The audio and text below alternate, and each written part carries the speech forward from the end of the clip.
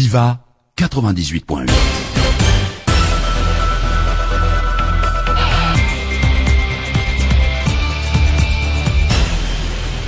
Topografy tonga soindray tanatiny ity fotoana faharoa ny fampahalalam-bavao eto amin'ny Viva Radio ity ianao amin'izao atoandro izao ary manasana mamparanjarana araka ny antsipriana izany hatramin'ny farany raha tomanao katratrana ampisakafoana dia mirary anao azo tomana izay eto amin'ny sampana fampahalalam-bavao an'ny Viva Natalira Manambe no anotranao ny antsipriana izany vavao izany tainandre miafy no belaga mbola miaraka amintsika amin'ny lafiny teknika.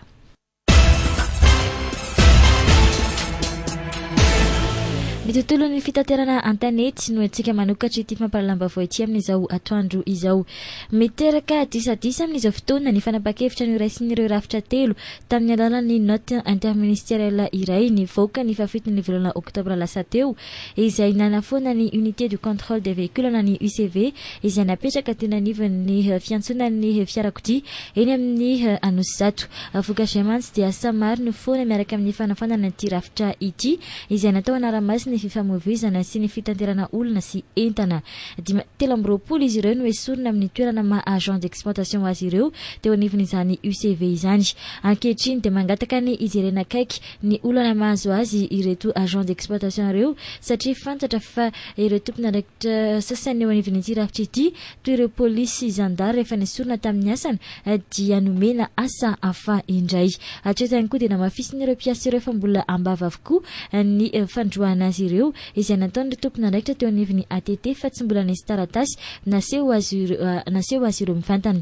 Ny marian'ireto mpiasa ireto ihany koa fa tsy olana amin'izy ireo ny fanafanana ny UCV fa ny fiahina ny sosialin'izy ireo ary ny fananjanana izy fototra ao anatin'ny lalàna mafeny asa no takiny ampiarina. Ny tsaivin'izy ireo moa fa nanomboka niseho avokoa ny olana teo anivon'ny ATT taoriany nampiantona ny tare general ny tirafitra ity tamin'ny asany tany amin'ny volana avril tany ho any. Raha nanontaniana kosa teo anivon'ny finansanana ny ATT dia nanamafy tokoa fa tsy maintsy isy amin'ireo agent d'exploitation 13 ireo no tsy ahazo iasa intsony ao anivon'ny ATT satria vitsy ihany ireo toerana misy na izany anefa io hatrany ireo mpitantana dia isy ny indemnité de licenciement tsy maintsy omeny ireo izay nesorina tanteraka amin'ny asany. Mandeha ihany koa ny tsao amin'ankehitriny fa tsy handray intsony ny karamany volana novambra ireto agent d'exploitation ireto.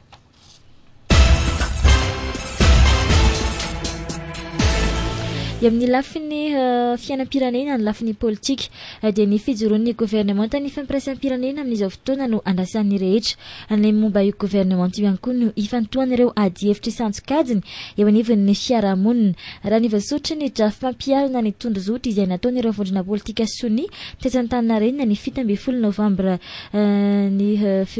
dia ny 17 novambra izao raha ela indrindra ny tokony ivoan'ny lisitra ireo mpikambana ao anatin'ny gouvernement vaovao ka ny filohan'ny fahefanavy ny tetezamita Andrajoelina araka ny tolokevitra ny prime ministre ny marimaritra iraisana no anendry izany. Ny alakamisy teo ny nanomboka raha tsy aivina ny fakakevitra nanasan'ny prime ministre ny marimaritra iraisana Omer Berizik ireo vondrona politika nanao sini ny tondrozotra fankakevitra savaranando nafahany ity prime ministre ny marimaritra iraisana ity ny fanakalo hevitra tamin'ireo mpitarika politika malagasy mikasika ny fananganana ny gouvernement. Ny fandimby niakatra ny lapany mahazo arivo indray araka izany nanomboka tamin'io alakamisy io ary ny toy ny zomateo ireo vondrona politika nahitana ny Arimata ny Vovon Benjamin ny vondrona politika les autres sensibilités na ny Lesas ny Escopol ny Monima UAMAD ny HPM ny MDM ny Tanora Malagasy Vonina ary ny UDR Fanvana raha tokana andany fanasana ny Ankolafy Ravalmanana sy ny Ankolafy Ratsiraka izay tsy nanao sinoa ny tondrozotra mihitsy. Androany kosa raha ny fandaharam-potoana no tokony honoraisy ny prime ministre ny Ankolafy Zafy Albert izay nanolotra azy ho amin'izany toerana izany. Hatreto mbola mizarazara ny hevitra ireo mpanao politika misy ny mangataka ny fizarana mitovy ny seza ao anatin'ny gouvernement misy kosa ny mangataka ny équilibre régional misy ny manohana ny hevitra ny amin'ny tokony anaovana laram-pahamehana ny fijerena ny fahaiza-manao n'ireo olona natolotra ny vondrona politika. Misy ihany koa anefa ireo mitaky ny ametrahana ny teknisianina amin'ny toerana tokony isy azy raha toka miama maro ihany koa ny mangataka ny ampitomboana ny isan'ny vehivavy ao anatin'izany gouvernemanta ho avy eo izany. Etsakelan'izay misy amin'ireo vondrona politika ny fananeo ny fangatan'izy ireo hitazona ny departemanta ministerialy efa misy azy ireo amin'izao fotoana izao. Misy ihany koa anefa ireo mametraka ny fitsinjarana ny toerana ho eo ambany fahendreny ny filohan'ny tetezamita sy ny prime ministre izay tompona ndraikitra farany amin'izany rehetra izany. Mbola ady hevitra nanivon'ny setra politika ihany koa ankoatra izay ny momba izay ho firafitry ny gouvernemanta sy ny isan'ny departemanta ministerialy. Misy ny manombatomboana fa hijanona ho roa amin'ny telopolo izany. Misy ihany koa anefa ny maminavina fa mety iheny izany. Ny anifantatra treto dia ny isian'ny prime ministre lefitra roa ao anatin'ny gouvernemanta vaovao ho avy eo. Prime ministre roa izay natao indrindra hanamafy ny fisikafana raha ny fanazavana azo. Na toinina nefa aloha ny ho firafitry ny gouvernemanta vaovao tokana ny tanjona ho an'ny rehetra dia ny famahana ny olana politika iaina ny firenena amin'ny alalan'ny fifidianana madio mangarahara ary eken'ny rehetra izay ihany koa ny faniriany ny ankamaroany ny saram-bahoaka izay manara-maso akaiky ny fihetsiky ny mpanao politika malagasy. Andrasan'ny rehetra arak'izany ny fivoarany toetra ara-pirenena sy ny fitohizan'ny famahana ny olana politika eto amin'ny firenena.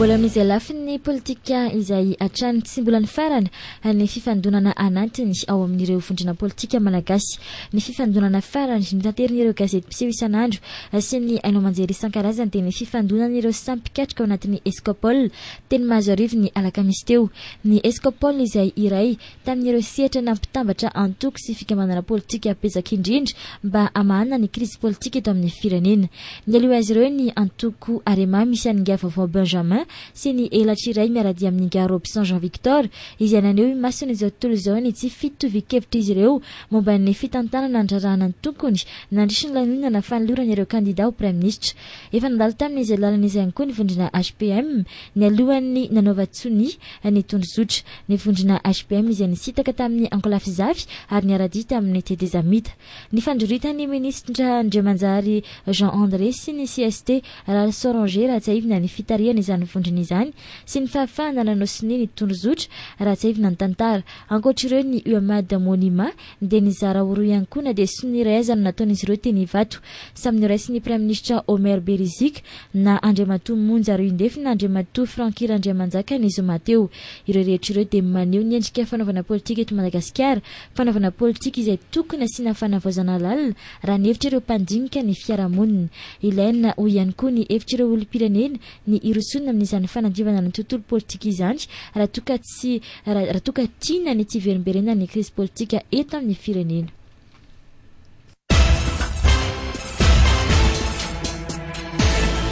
Fahatahorin'ny fistahan'ny Ankolafy Ravalomanana amin'ny fampiarana ny tondrozotra izay nambarany mpitarika azy ny zoma lasa teo dia fantatra izao fa miroso amin'ny fandresen-dahatra samihafa eo anivony izany Ankolafy izany ny Ankolafy Zafy Albert izay nanolotra ny prime ministre Omer Berizik amin'izao fotoana. Raha ny fantatra dia nisy mihitsy ny taratasy nalefa n'ity Ankolafy ity tany amin'ny Andriamatoa Mamra Kotoarvelo izay mpitarika ny Ankolafy Ravalomanana eto Madagasikara izay manainga ireo mpikambana ao amin'izany Ankolafy izany mba anaraka hatrany ny lalana efanekeny ny fianakaviam-baira asa-pirenena mba ivoana amin'izao krizy politika izao. Rahatsaivina moa dia efa nanambara ny mpikambana amin'ity Ankolafy ity fa tsy maintsy atao izay fomba rehetra andresen-dahatra ny Ankolafy Ravalomanana. Zava-dehibe ho azy ireo manko ny fisian'ny mpikambana avy amin'ny Ankolafy Ravalomanana ho ao anatin'ny gouvernemanta vaovao raha ny filazan'Andriamatoa Manu Regis. Raha ny feo mandehaza moa dia teo hoe andeha anainga atsoatsy ny Afrika Atsimo mihitsy Andriamatoa Professeur Zafy Albert sy Omer Berizik anatanteraka izay fandresen-dahatra izay. Isan-tanin'izay ny Ankolafy Ravalomanana tamin'ny alalan'Andriamatoa Mamra Kotoarvelo dia nilaza fa tsy ny fanandiran'Andriamatoa Omer Berizik indray izao ny olana ho azy ireo ity prime ministre ity izay fanekeny ny fianakaviam-baira asa-pirenena fa ny fampiarana ny andiny ny faharoapolo ao amin'ny tondrozotra dia ny fodian'Andriamatoa Ravalomanana marika eto Madagasikara. Ho an'ny mpandinika politika sasany dia midika ho ady varotra amin'ny resaka toerana sy ny fitantanana ministera izay azo lazaina ho stratégique eo anivon'ny gouvernemanta fotsiny izao fihetsika ataon'ny Ankolafy Ravalomanana izao.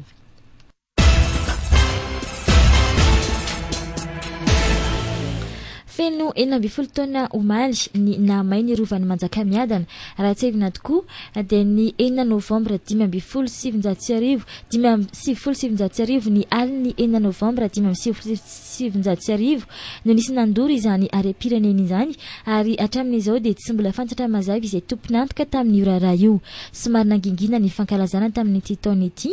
tao anatin'izay taona maromaro izay dia vao tsy ela akory nanomboka ny asa fanamboarana ity lapa ity izay miraikitra ny aretsain'ny malagasy tamin'ny fotoana ny fahampanjaka hatramin'izao dia ny 700 ny asa rehetra no vita efa totosa ohatra ny fananganana ny rindrina sy ny fanafona raha toka tsy mbola tanteraka ny asa rehetra ao anatin'ny rova hatreto izany dia mahatratra 14 miliara ariary ny vola efa nolanina tamin'izay asa goavana izay vola izay avy amin'ny malalatanana nangonina ary ny fanampiana vahiny samihafa raha zaivina ny taona 24 dia novinavinaina ho 12 miliara ariary ny vola tsy maintsy ilaina amin'ny fanarenana ny tanteraka ity lapity izany hoe mbola misy 12 miliara ariary izany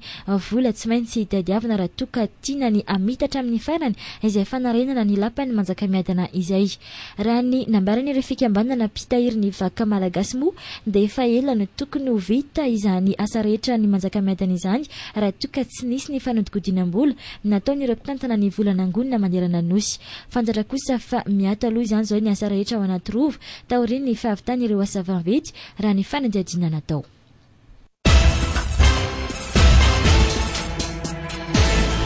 Eo amin'ny tontolon'ny fanatanjahantena totosa omaly teto Andrenivohitra ny hetsika ara-panatanjahantena marathon international de Tana izay nandalo tamina arabe maro teto Andrenivohitra hatramin'izao aloha izany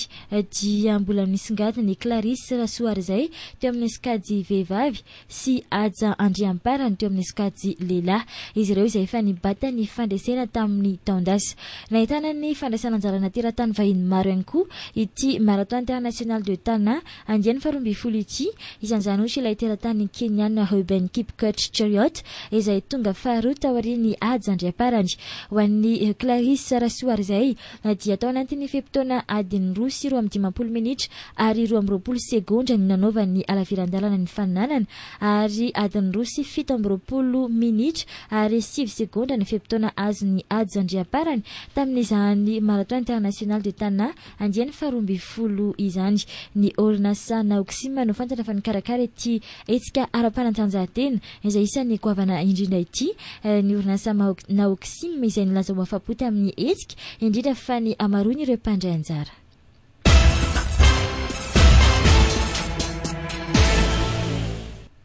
Eo amin'ny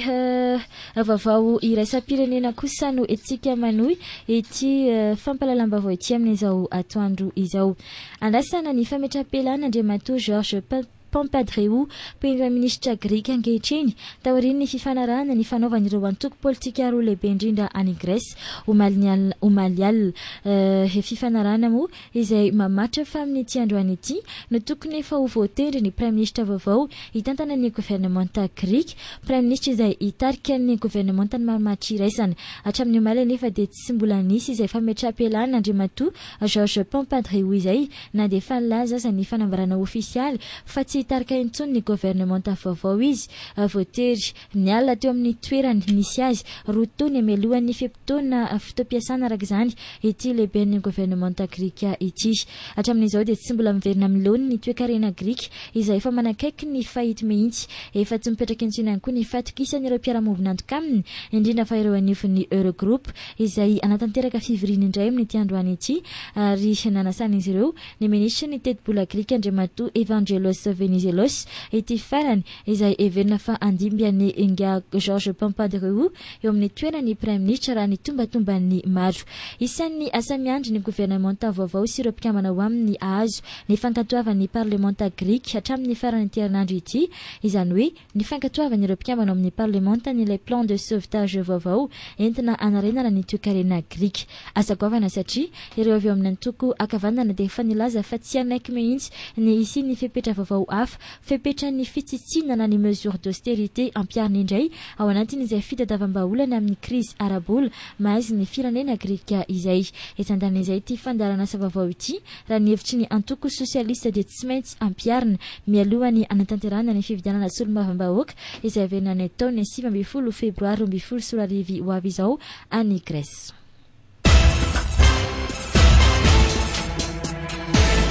Dia ny vavaina sapiraneny iny tompo klasy tompo avy no mamarina ity fampahalalam-baovao ity amin'izao atoandro izao mankasitraka anao indrindra nanaraka ny antsipiran'izany hatramin'ny farany Natalira manambeliny teo tamin'ny fanliorana tena andremy avy kosa ny maraka amintsika amin'ny lafiny teknika.